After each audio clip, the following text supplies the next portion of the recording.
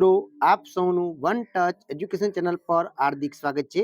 તો બોર્ડ પરીક્ષા 2024 માટે ધોરણ 12 સમાજશાસ્ત્ર વિષયના મોસ્ટ આઈએમપી પ્રશ્નો જે તમને સેક્શન સી ના પણ અને સેક્શન ડી અને ઈ ના પરફેક્ટ મોસ્ટ આઈએમપી પ્રશ્નો આપવાના છે, જે અગાઉ બોર્ડની પરીક્ષામાં પૂછેલા પણ પ્રશ્નો છે અને આ વખતે પણ પૂછાવાની શક્યતા ધરાવે એવા મોસ્ટ આઈએમપી પ્રશ્નો આપવામાં આવશે। સાથે સાથે અગાઉ આપણે જીઓગ્રાફી છે, હિસ્ટ્રી છે એવા વિષયના મોસ્ટ આઈએમપી પ્રશ્નો આપી દીધા છે અને બાકીના વિષયના પણ ટૂંક સમયની અંદર આપણી ચેનલ ઉપર અવેલેબલ કરવામાં આવશે। તો શરૂઆત કરીએ છીએ સૌપ્રથમ સેક્શન સી થી। તો સેક્શન સી ની આપણે વાત કરીએ તો એની અંદર તમારે કુલ 14 પ્રશ્નો આપેલા હશે અને એ 14 માંથી કોઈ પણ 10 પ્રશ્નો લખવાના થશે, એટલે કે બે ગુણના પ્રશ્નો।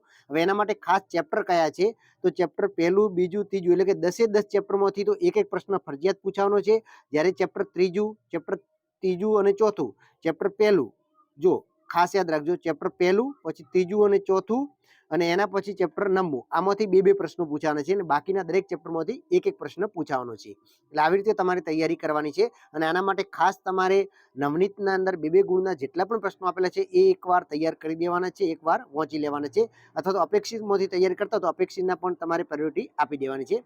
હવે આપણે સેક્શન ડી ની વાત કરીએ, એટલે કે 3 ગુણના જે પ્રશ્નો છે, તો 3 ગુણની અંદર તમારે કુલ 14 પ્રશ્નો આપેલા છે, એમાંથી કોઈ પણ 10 પ્રશ્નો જ લખવાના છે અને એની અંદર ચેપ્ટર આપણે કહીએ તો ચેપ્ટર એની અંદર પણ 1 થી 10 ચેપ્ટર નક્કી કરેલા છે, પણ ચેપ્ટર પહેલું, ત્રીજું અને ચોથું અને નવમું આ ચેપ્ટરમાંથી બે પ્રશ્નો પૂછાવાના છે અને બાકીના દરેક ચેપ્ટરમાંથી એક પૂછાવાના છે।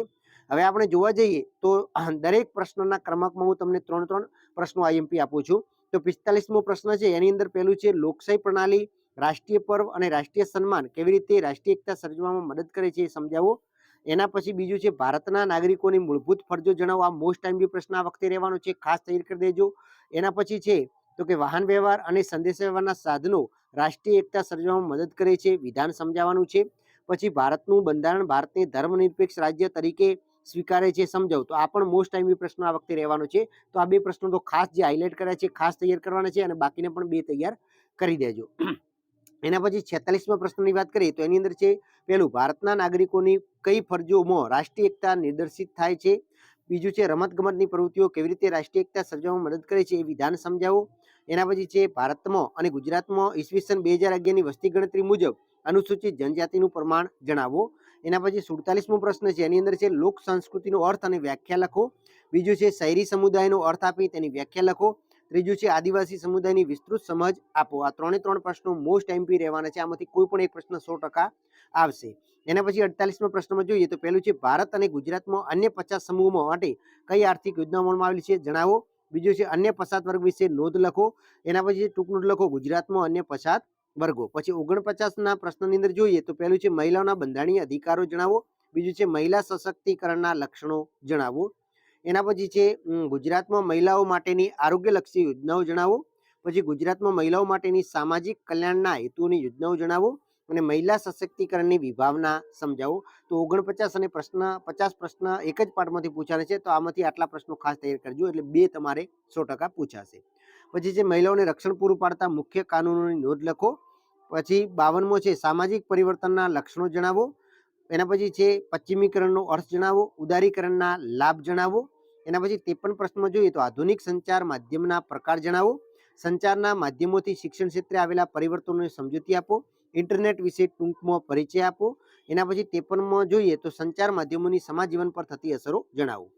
પછી 54માં જોઈએ તો સ્વચ્છતા અભિયાન વિશે સમજાવો, વિરોધાત્મક સામાજિક આંદોલન વિશે સમજૂતી આપો, સુધારાવાદી સામાજિક આંદોલન વિશે સમજૂતી આપો। પછી 55 પ્રશ્નની અંદર જોઈએ તો પહેલું છે ગ્રામ પંચાયતના કાર્યો જણાવો, બીજું છે 73મો બંધારણીય સુધારો સ્પષ્ટ કરો, એના પછી છે જિલ્લા પંચાયતનું માળખું સ્પષ્ટ કરો। 56મો છે સામાજિક ધોરણભંગ વર્તનના લક્ષણો જણાવો, એના પછી ટૂંકનું છે બોસ્ટલ શાળાઓ અથવા તો બાળ અદાલતો, આ બેમાંથી કોઈ પણ એક પૂછી શકે છે। પછી સામાજિક ધોરણભંગ એટલે શું, એના પછી ટૂંકનું છે 57મો પ્રોબેશન એટલે શું, પછી ટૂંકનું છે યુવા અજંપો, એના પછી છે 58મો એઇડ્સ નિયંત્રણ કઈ રીતે શકાય છે સ્પષ્ટ કરો। પછી 58મો છે અસમાન જાતિ પ્રમાણની સમસ્યાને અટકાવી શકાય છે, વિધાન સમજાવો અને છેલ્લે છે સામાજિક સમસ્યાના લક્ષણો જણાવો। હવે સેક્શન ઈ ની વાત કરીએ તો એની અંદર 4 પ્રશ્નો તમારે લખવાના છે અને 6 આપેલા છે, એમાંથી કોઈ પણ 4 લખવાના છે અને 5 ગુણના પ્રશ્ન છે। એવી રીતે આપણે ચેપ્ટર જોઈએ તો બીજું 5, 6, 7, 8 અને 10 આટલા ચેપ્ટરમાંથી તમારે 5-5 ગુણના પ્રશ્નો પૂછાવાના છે। 59 પ્રશ્નની અંદર જોઈએ તો પહેલું છે શહેર સમુદાયના લક્ષણો જણાવો, બીજું છે ભારત બહુધર્મી દેશ છે, વિધાન સ્પષ્ટ કરો, ત્રીજું છે ગ્રામ પંચાયતનો અર્થ અને લક્ષણો સમજાવો, એના પછી ચોથું છે લોક સંસ્કૃતિ અથવા દેશી પરંપરાની સમજૂતી આપો. તો આટલા 59 પ્રશ્નની અંદર ખાસ તૈયાર કરી દેજો. બીજા ચેપ્ટરના છે. એના પછી ત્રીજા ચેપ્ટરની અંદર એના પછી પાંચમા ચેપ્ટરના જોઈએ તો સામાજિક પરિવર્તનના લક્ષણો જણાવો, બીજું છે સાંસ્કૃતિક પરિવર્તનો અર્થ આપી તેના લક્ષણો જણાવો, એના પછી છે ઉદારીકરણના લાભ જણાવો. એના પછી 61મા પ્રશ્નની અંદર જોઈએ તો પહેલું છે સંચારના માધ્યમોથી આર્થિક ક્ષેત્રમાં આવેલા પરિવર્તનોની ચર્ચા કરો, બીજું છે સંચારનો અર્થ સમજાવી તેની લાક્ષણિકતાઓ સમજાવો, એના પછી છે વીજાણુ સમૂહ માધ્યમ તરીકે રેડિયોની સમજૂતી આપો અને આધુનિક સંચાર માધ્યમોના વીજાણુ સાધનોનો ટૂંકો પરિચય આપો. એના પછી 62મું છે ક્રાંતિકારી સામાજિક આંદોલનની વિશેષતા જણાવો, બીજું છે સુધારાવાદી સામાજિક આંદોલન અને ક્રાંતિકારી સામાજિક આંદોલન વચ્ચેનો તફાવત સ્પષ્ટ કરો. એના પછી 63મું છે ગુજરાત રાજ્યના પંચાયતી ધારા મુજબના ગ્રામ પંચાયતના અગોની સમજૂતી આપો. એના પછી જે પંચાયતી રાજ આવ્યા બાદ સામાજિક પરિવર્તન શક્ય બન્યું છે વિધાન સમજાવો. 63મો છે પંચાયતી રાજના ત્રિસ્તરીય માળખાનો ખ્યાલ સ્પષ્ટ કરો.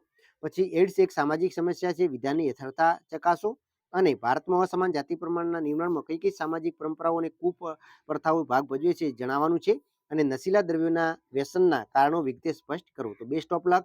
આટલા પ્રશ્નોને પ્રાયોરિટી આપજો અને આપણે ઓલ વિકલ્પો માટે અને ટૂંકા પ્રશ્નો માટે સ્વાધ્યાયના MCQ આપેલા છે અને બીજા પણ IMP પ્રશ્નો જે ઓનલાઈન તમને લાઈવ લેક્ચરમાં તમને આપવાના છે, તો એ વિડીયો પણ જોવા માટે ચેનલ સાથે જોડાયેલા રહેજો.